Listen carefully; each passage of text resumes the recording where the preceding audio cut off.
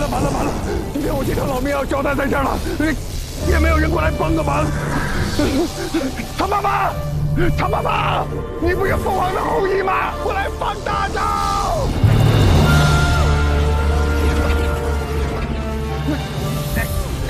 你们别逼我！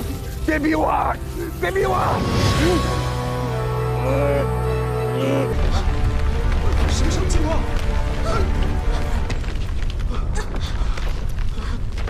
快，让我跟他同归于尽！大家赵老，你被冲散了。对，死也死在一块儿，不寂寞。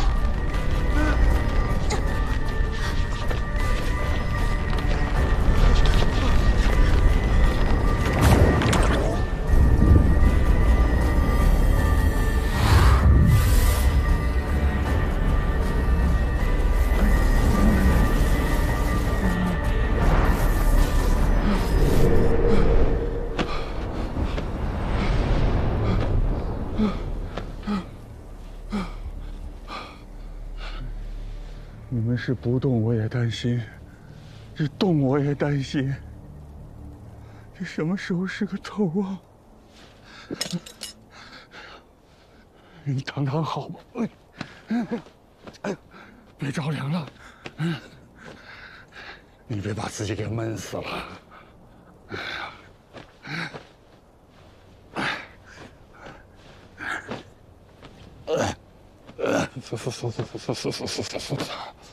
哦，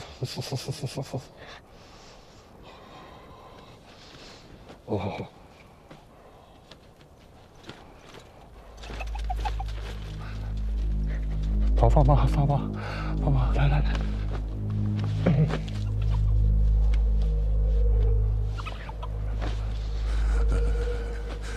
哎呀，你是我的暖宝宝，这要是没有你啊，我估计我冻死个逼了。谢谢你啊。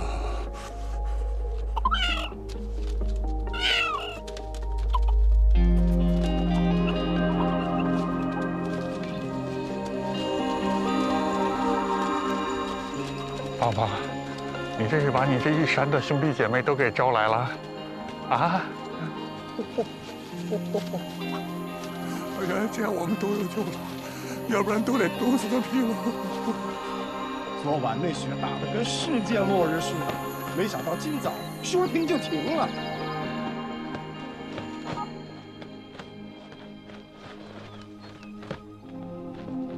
罗先生。 罗先生，罗先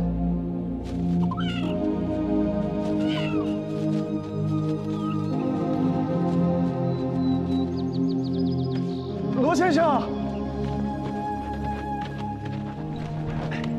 嘿，我活了大半辈子，这山鸡群救人的这个奇观呢，我还是头一回见呢。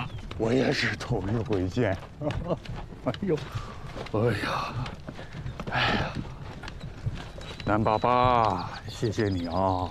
昨天晚上要不是那一帐篷，你的兄弟姐妹还有你呀，我们这6个都冻得硬邦邦嘞。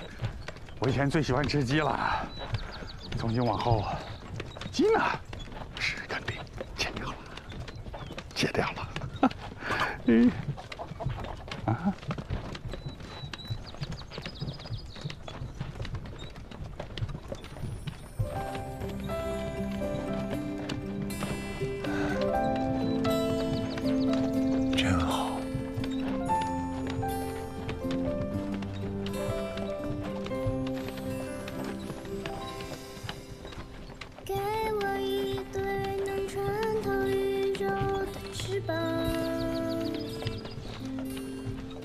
哪儿好？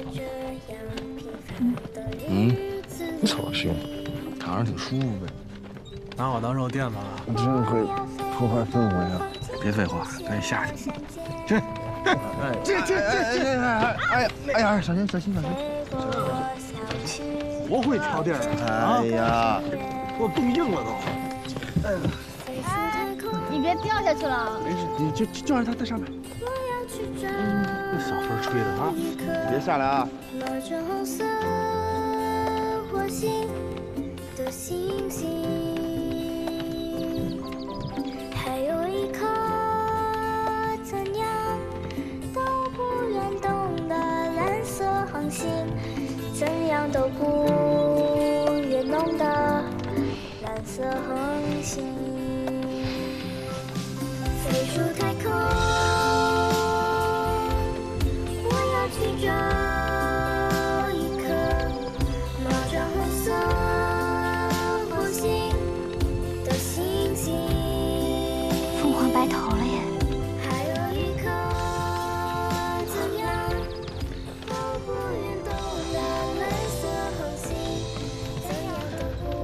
着我们白头。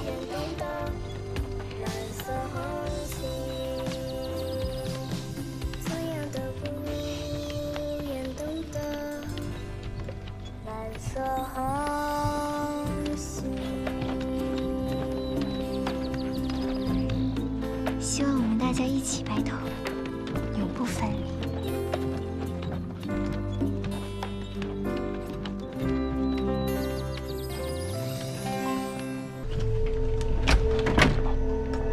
你好，你好，你好。这个就是毗陵瓦的婢女，当初用毒品陷害他的人。没错，是他。他不是被关起来了吗？有钱能使鬼推磨，对吧？警长，你又不是第一天当警察了，这都不懂。这话说的，你倒成了老警察了。怎么抓到的？缉毒队的兄弟们送过来的。毗陵瓦的毒品，就是他提供的。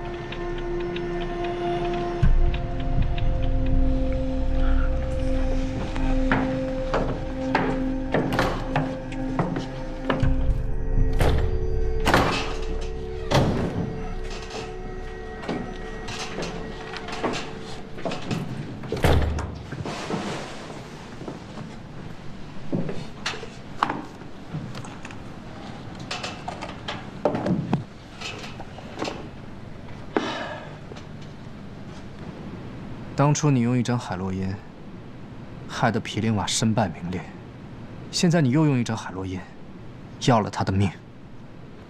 你是有多恨他？恨，这个我倒不否认，我就是恨他，我恨死他了。所以你就杀了他？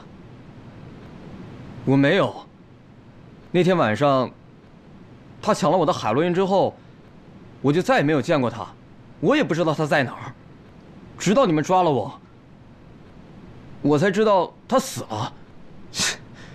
骗鬼呢！一针海洛因那么值钱，你会让人就这么抢走？就算真的被抢走了，你也一样可以把他再抢回来。你会就这么放过他？你是没看到，那天晚上，他就是个疯子，是疯子，他疯了。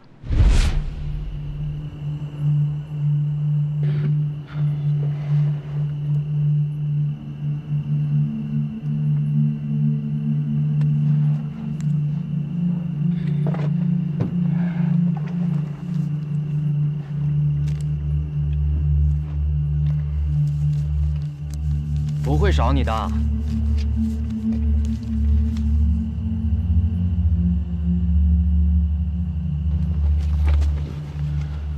走了。别动！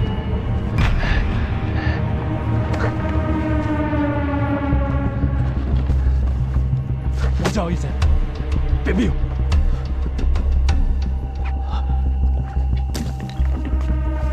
别逼我！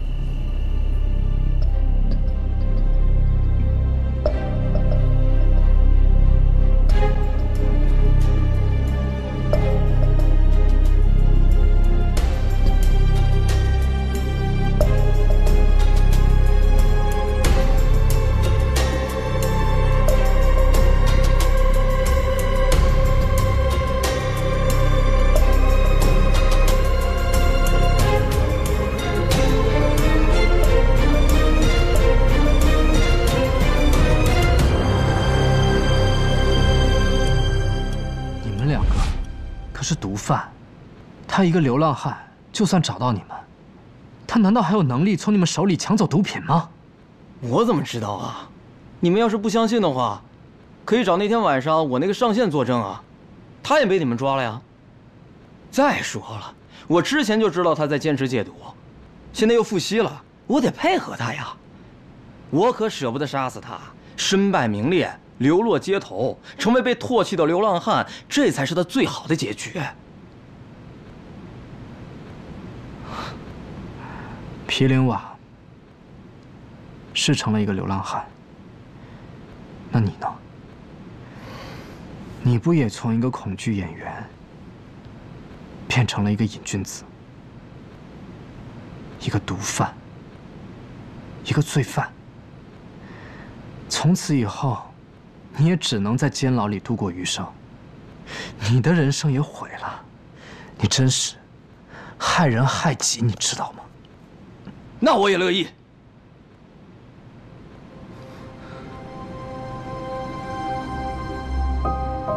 我和他一起住好，我的条件你们也看到了，我哪一点比他差？我每天练功比他早起1个小时，晚回来1个小时，我每天拼命讨好所有的人，可是我一次登台的机会都没有。10年了，10年了，一次机会都没有，都是因为他，我就是要毁了他，就是要毁了他。那你就进监狱吧。你忘了，我已经出去过1次了。王八蛋！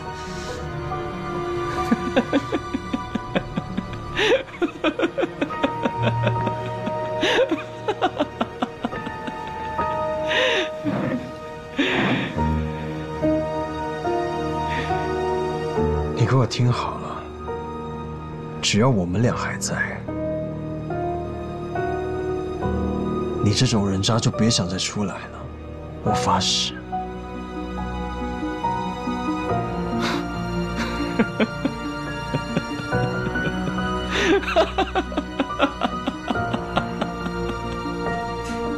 我有个问题始终想不明白，就是毗陵瓦怎么就会想到用蚂蚁怪圈这个方法来制造他杀现场的？今天，我敢跟你打赌，就算你天天学习，天天都看见蚂蚁窝，也未必能想到这种方法呀。不用赌，我也想不到，对吧？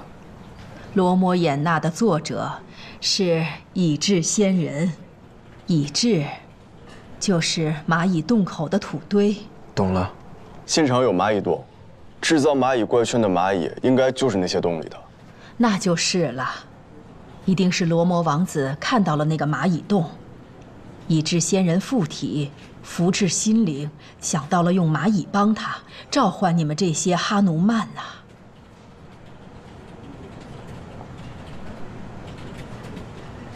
罗摩王子请哈奴曼，是为了救妻子西多。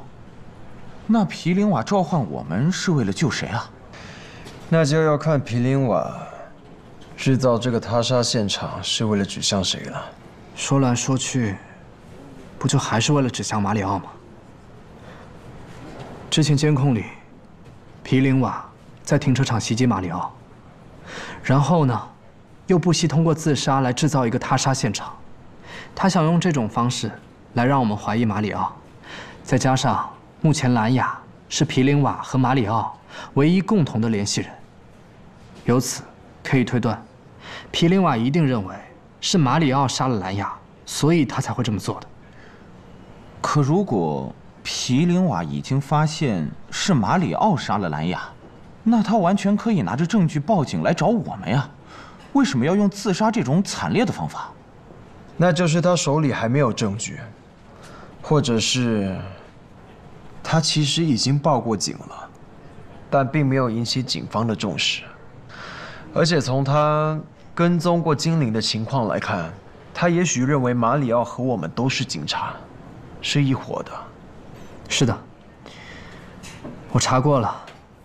其实之前局里确实有接到过兰雅失踪的报警，但是但是因为那是匿名的报警，所以大家也就没有理会。你又来了，你查出来了，但你就是不说。对不起啊，有件事情我也忘了说。刚才在你们审那个坏蛋的时候，我才想起来，其实吸食海洛因不光对人类有害，对昆虫的生长和发育也会有影响。金陵的师傅给我讲过一个在国内的案例。一个死者因为吸食了过量的海洛因死在了家里。当他发现他的时候，他的身上已经布满了棕尾扁马蝇。法医昆虫学专家按照惯例培养棕尾扁马蝇的驱虫，但倒推出来的死亡时间与实际却不符。后来经过深入研究表明，是死者体内的海洛因影响到了寄生的棕尾扁马蝇的生长和发育。整整的让死亡时间提前了29个小时。你是在怀疑法医昆虫学实验室的实验蛆虫被喂食过海洛因，所以实验报告的结果比你估计的提前了1天。我也是突然想到了这一点，具体的可能需要调一下实验样本重新检验再看一下。那我这打给经理。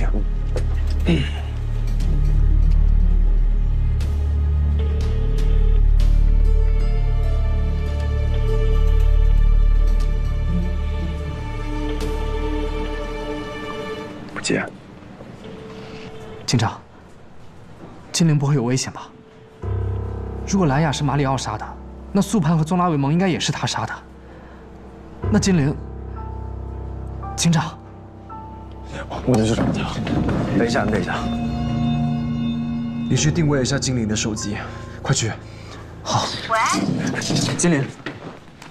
喂，金陵，你还好吗？我挺好的呀，你呢？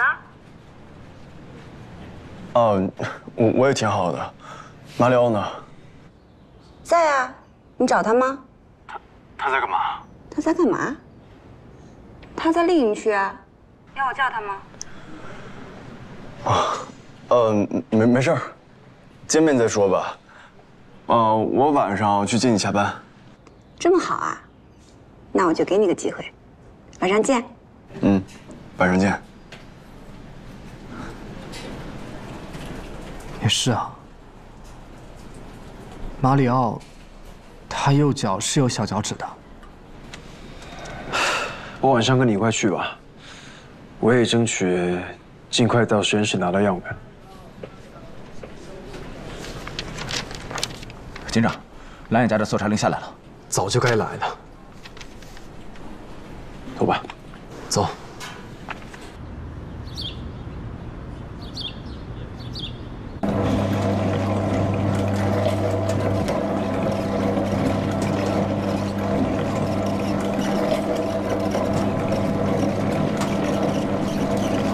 经理，哎，跟我出去一趟。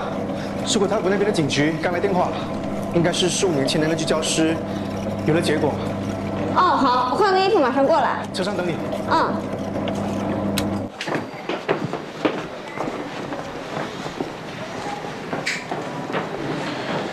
根据昆虫协会提供的线索，兰雅已经失踪10天了，死亡时间不管是6天或是7天。凶手都已经折磨兰雅好几天了，真是个变态恶魔。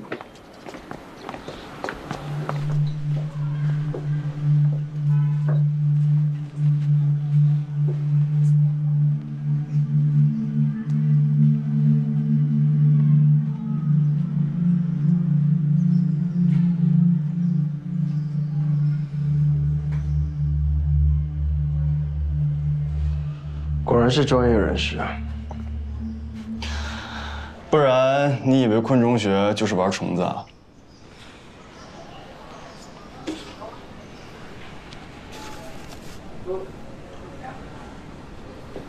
这是什么？如果我没看错的话，这应该是白女巫夜蛾的翅膀。白女巫夜蛾？这是一种非常巨大的蛾，而且十分珍贵。不知道为什么被主人给烧了，按理来说应该是舍不得烧的。这瓶子我好像在哪见过。这是便携毒瓶，一般研究昆虫的实验室都有。毒瓶？这种便携毒瓶分为2种，一种是潮解性毒瓶，一种是挥发性毒瓶。这一瓶就是潮解性毒瓶。潮解性毒瓶里面有剧毒的氰化物，非常危险，只有对取证要求特别高的专业特许实验室才会有，比如说法医昆虫学实验室。而且这种毒瓶都是登记在案的，你看这儿 ，CAL 应该就是丽莹，45应该就是编号。这就对了，我在精灵实验室见到就是这种瓶子。别动，小心有毒。是，逗我玩呢？这些便携潮解瓶里面装都有氰化物，都是标好号登了记的。那为什么会在蓝雅这里？像蓝雅所在的昆虫学会这类一般学术类的昆虫研究所，或者是昆虫民间组织，按理说应该使用的是挥发性毒瓶，应该不可能有这种潮解性毒瓶。我给精灵拍了照片，问他就知道了。哎，我觉得我们有必要去一下他们的实验室，我给精灵打个电话。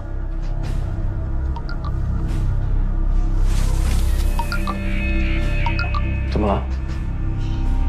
精灵跟我说，他和马里奥去素可泰府下面的一个警局，说15年前玉教授有线索。你给精灵打电话，叫他不要去。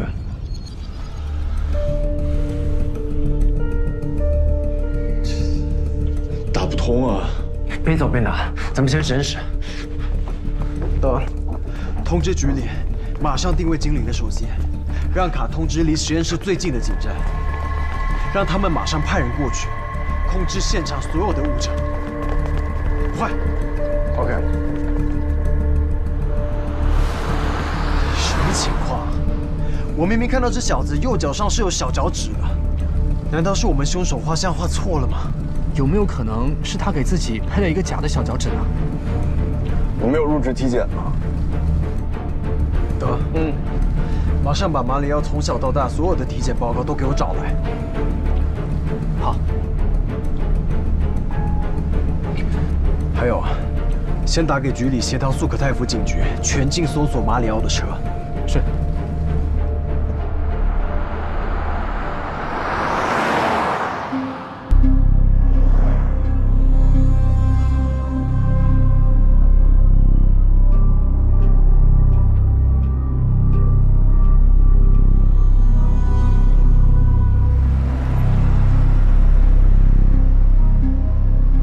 警长。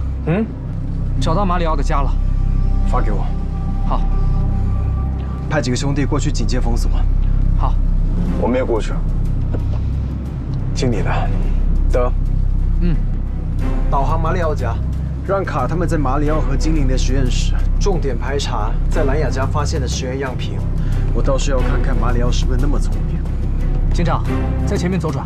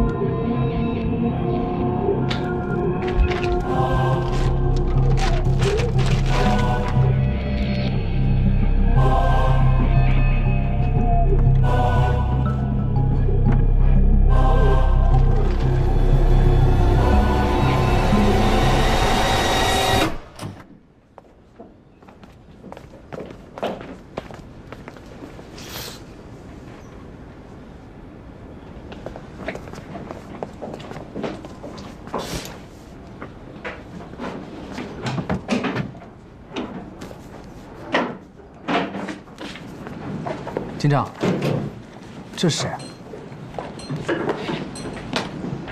不知道，但肯定对他很重要。把电脑打开。是。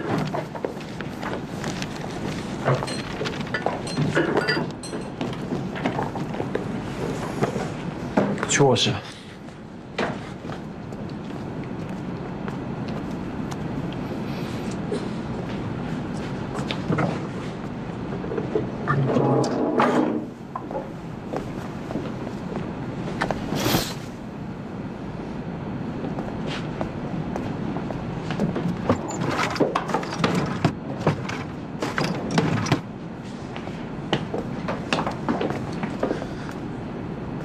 警长，说。卡说那个便携毒品，就是马里奥实验室的。马里奥大学时期的体检报告也已经找到了。他确实没有右脚的小脚趾。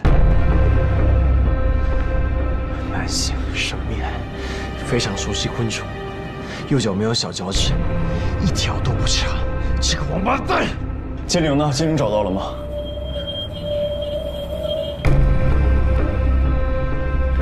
今天你放心，照片整个曼谷、苏克泰夫，我都会把精灵给找出来。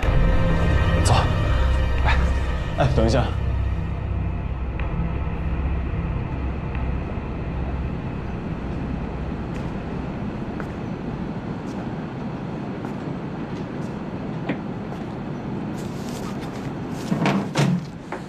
怎么了？这是一本很奇怪的书。为什么奇怪？这么说吧，这是一本对女性很恶毒的书。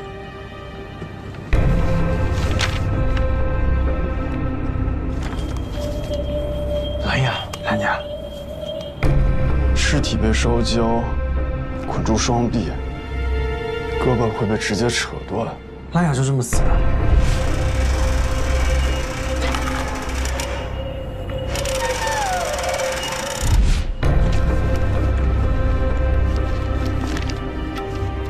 从拉为盟，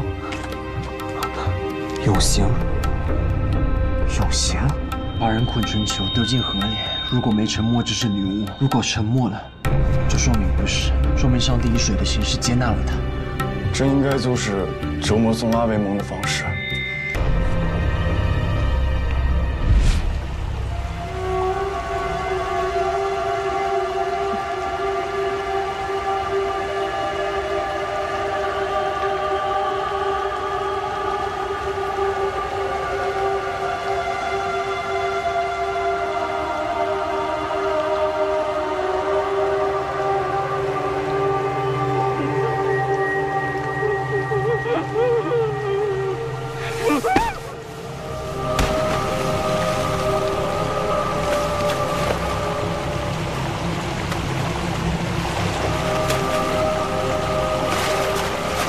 警长，所以他的鼻腔里会有水草。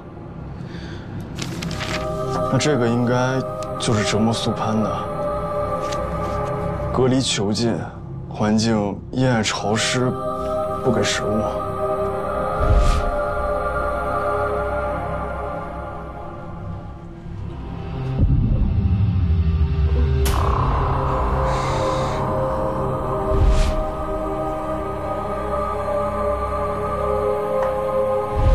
这马里奥为什么这么折磨他们？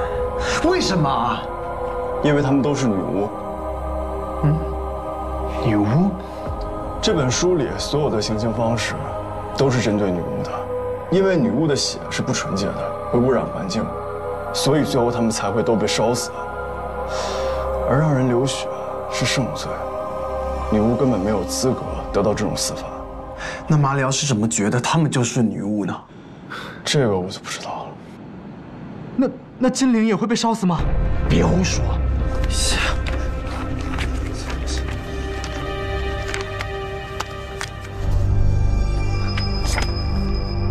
精灵，他会怎么折磨精灵？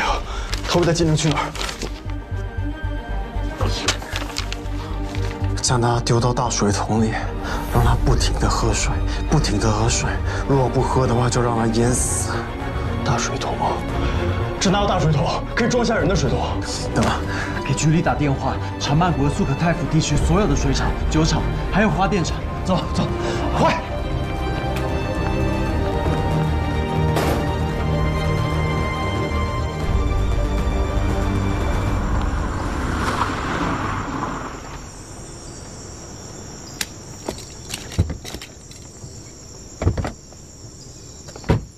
我去后备箱拿点东西。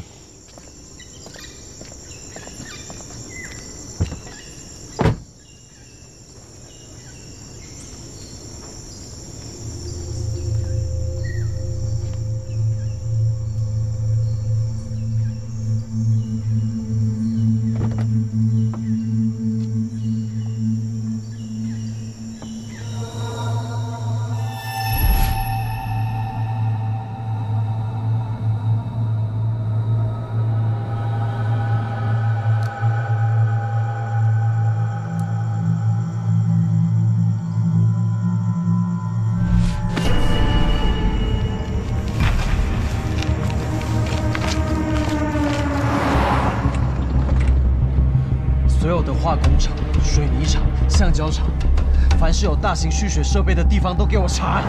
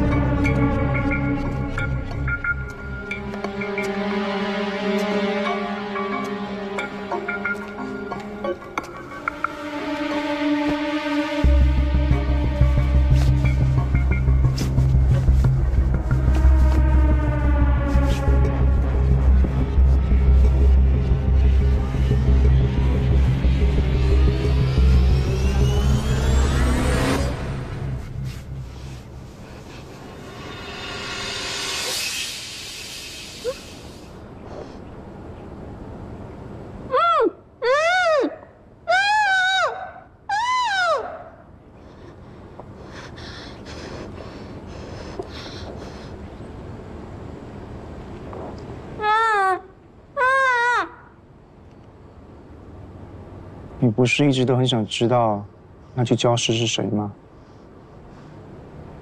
本来我以为她是我的妈妈，后来我才知道，她原来是我的养母。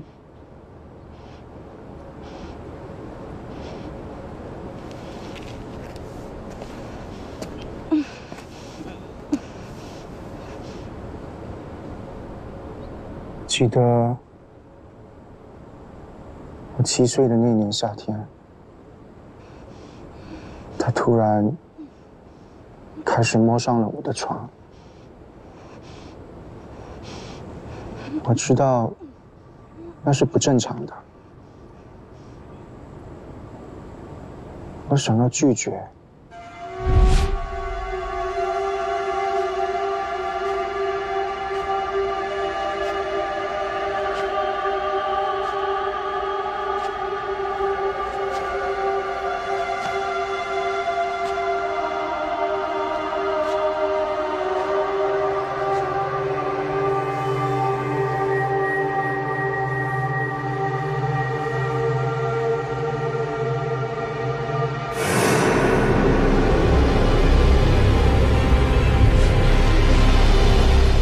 怪不得我妈不见了，原来她是个女巫，她偷走了我妈。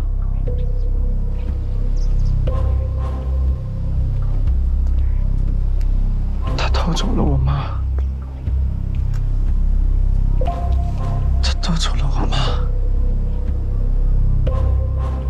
我想要杀了她，我想要为我妈报仇。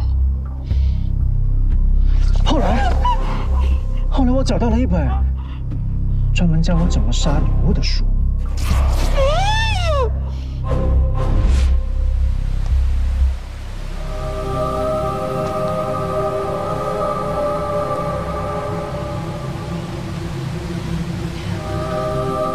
马良，你到底把我母亲藏在了哪里？告诉我，我会给你东西吃。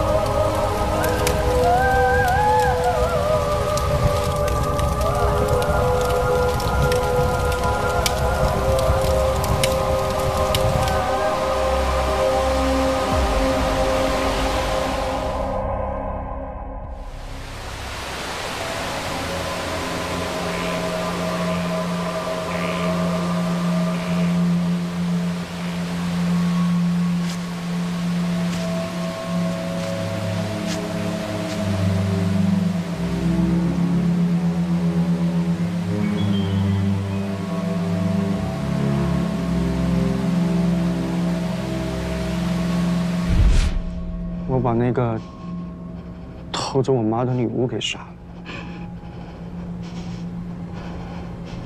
但是我妈并没有回来。从此之后，我不敢接近任何人，生怕你们都会把他们给偷走。直到我遇上了中拉维摩，她长得好像我妈，好美，好美。我爱上了她，跟她在一起的日子真的很美好。我以为你们放过了我，可是没有。你们不但偷走了她，还偷走了书本，偷走了蓝牙，现在还偷走了精灵。为什么这样子对我？你们为什么可以放过我？什么？精灵在哪里？精灵在哪里？还给我！还给我！还给我！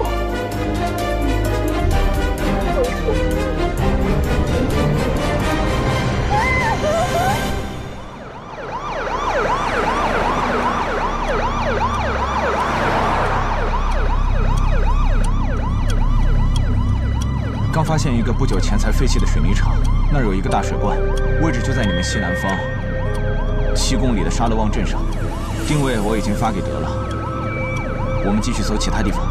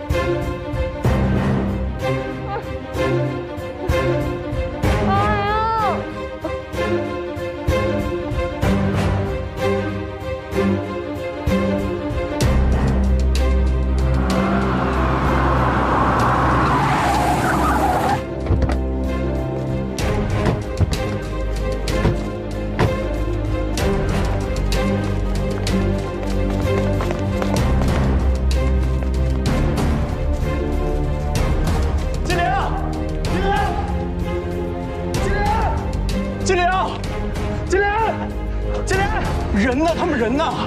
接着跟我走，走。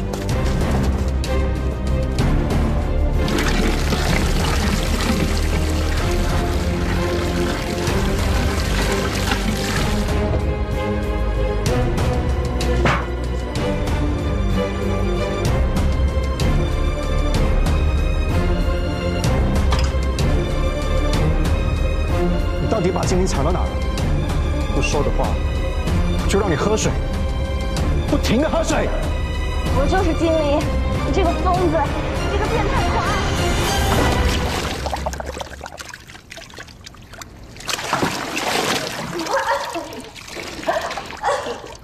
我再给你一次机会，说不说？到底说不说？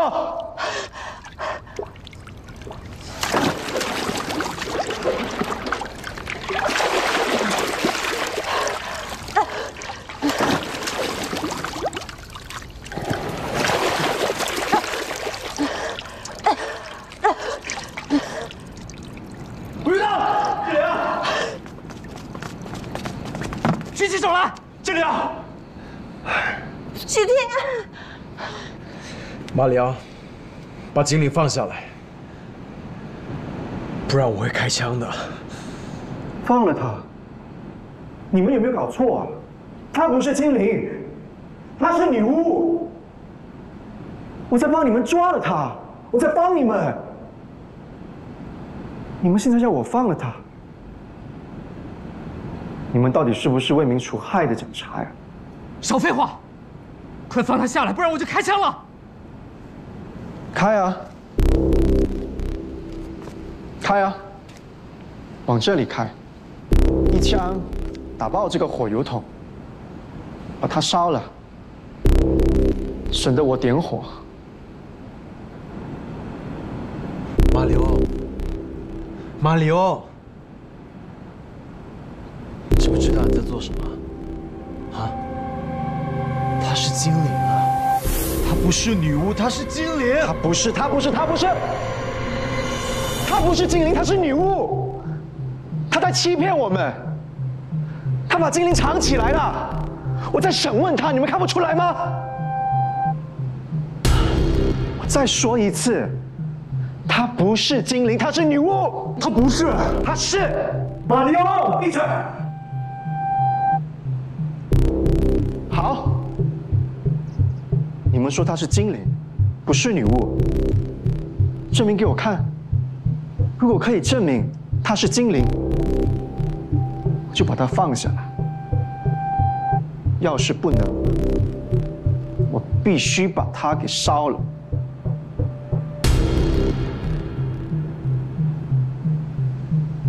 来啊，证明给我看呢。你们无法证明，因为她根本就不是精灵，她就是女巫。我可以证明啊。怎么证明？你们别过来，别动！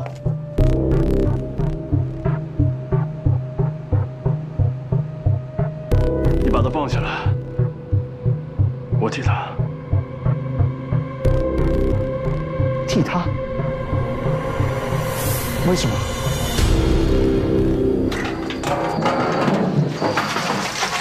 不要！不要！不要！不要！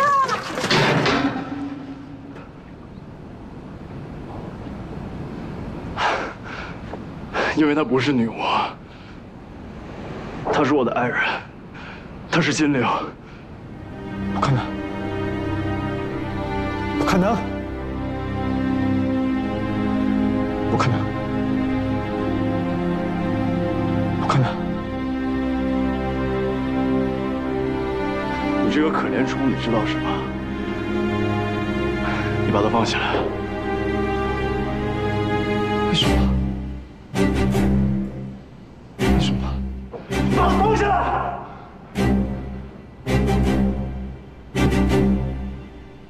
我就证明给你们看，她就是个女巫。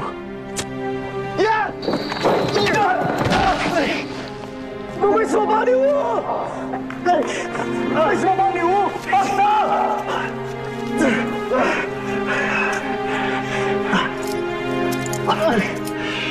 放手！没事了，没事了，姐。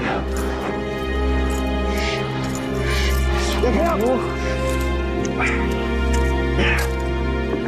还不快去放绳子，快！没事了，没事。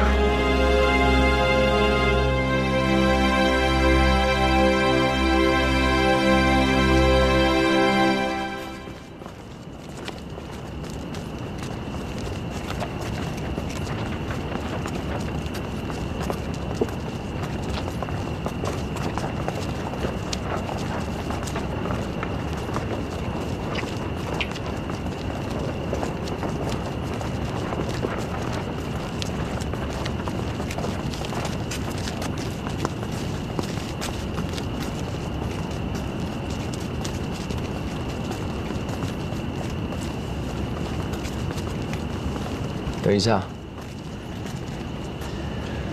看到你俩这样，我还真的相信爱情了。请问你都经历了些什么？走吧。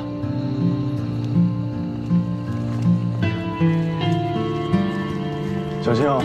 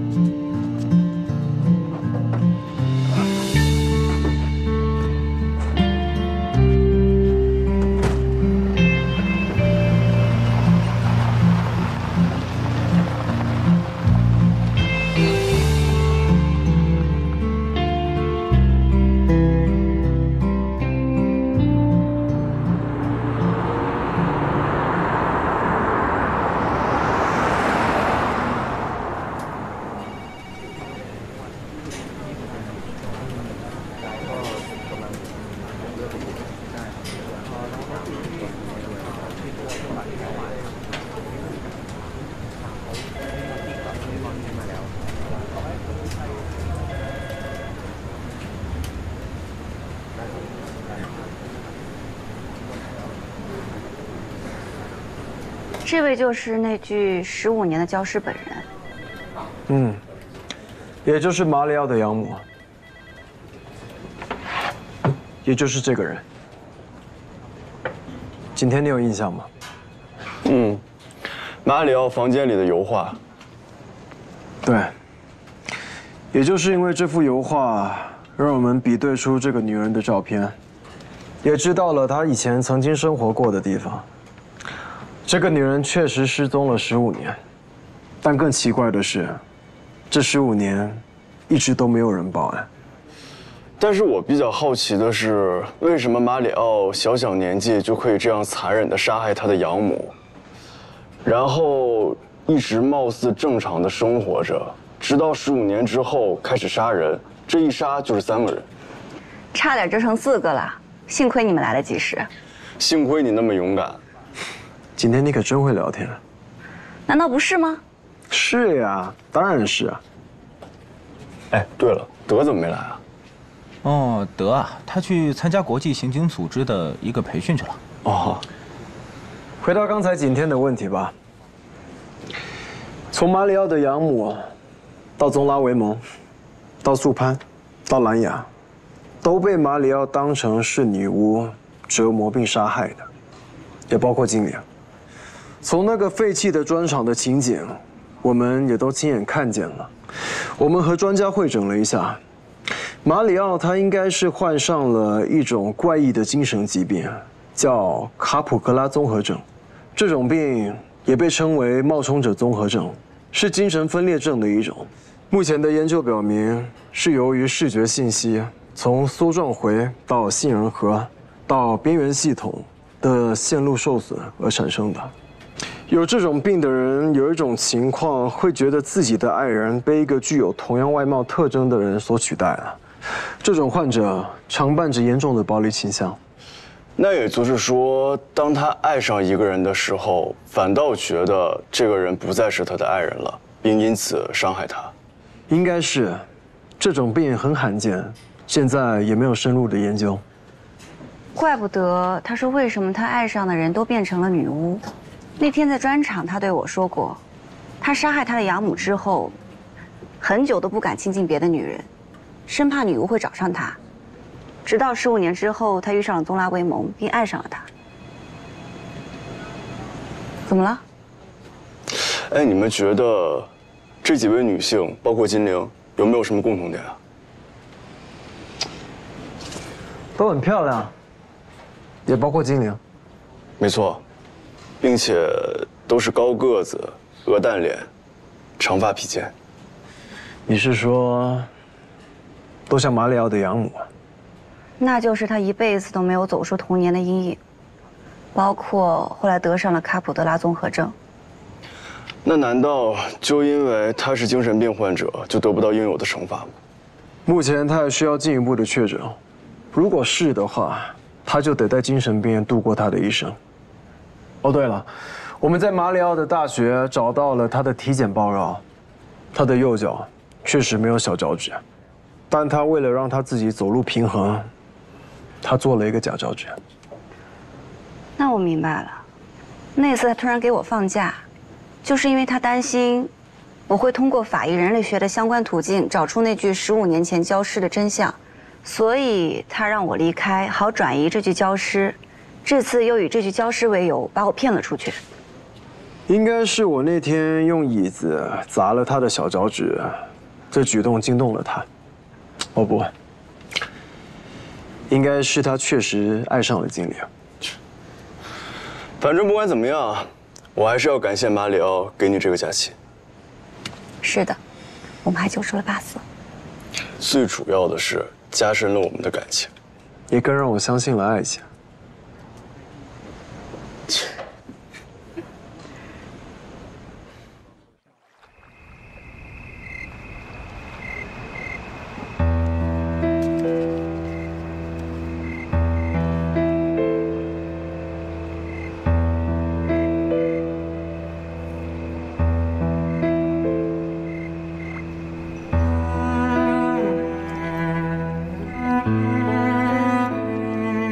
是我们对不起皮林瓦。要是我们早点重视到他的报案就好，也许他就不会死。也许我们还能早点抓到马里奥。那他为什么不直接到警局报案呢？他会以吸毒者的身份被抓起来，这样他就更没有机会找到蓝雅。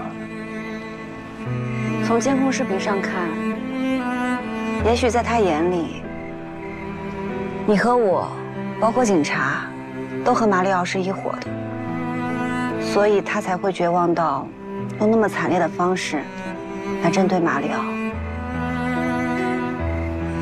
爱情才是伟大的爱情。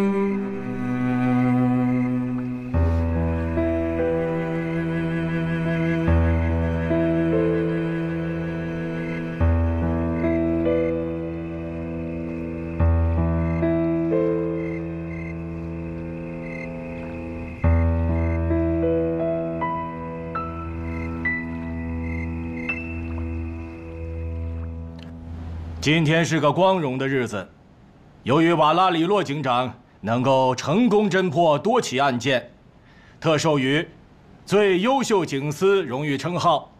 瓦拉里洛皇家警长出列，接受荣誉。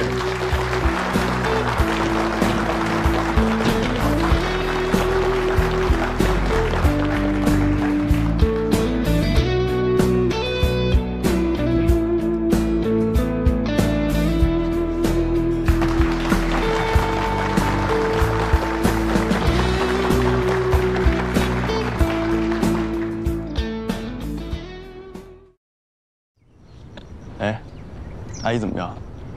挺好的。哎，你这算是在铺垫吗？没有，我是真的关心她呀。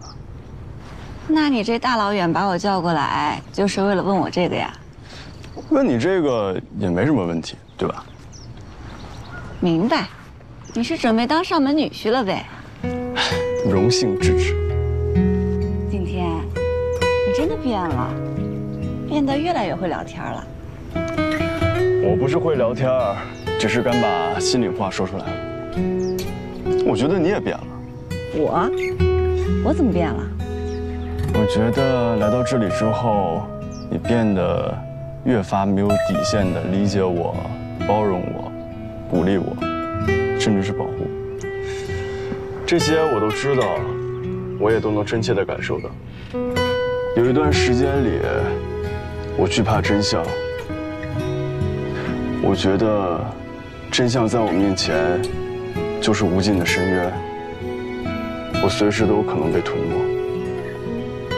因为畏惧真相而畏惧生活，甚至惧怕和你在一起。不过幸亏有你在，有你陪着我一点一点走出来，一点一点变得强大起来，让我不再惧怕。首先就是不再畏惧跟你在一起，因为我坚定地相信我可以保护好你。有我在，无论是谁，发生什么样的事情，我都不会让你受到伤害。我一直坚信。还有就是，别说话，吻我。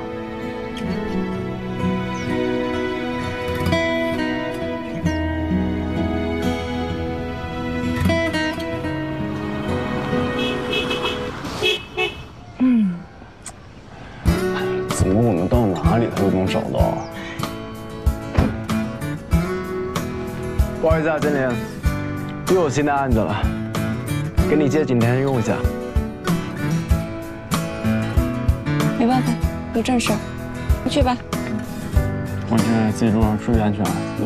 好了。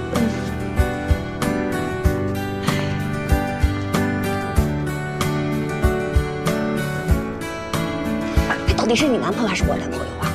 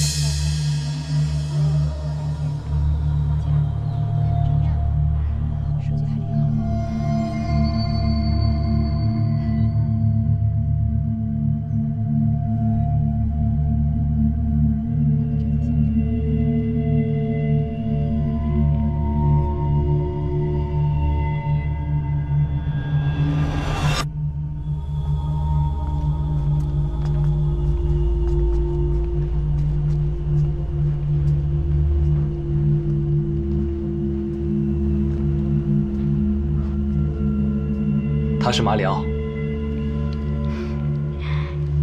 马里奥，该吃糖啦。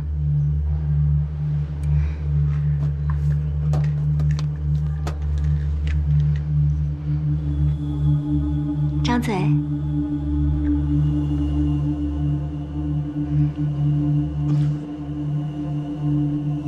来，张。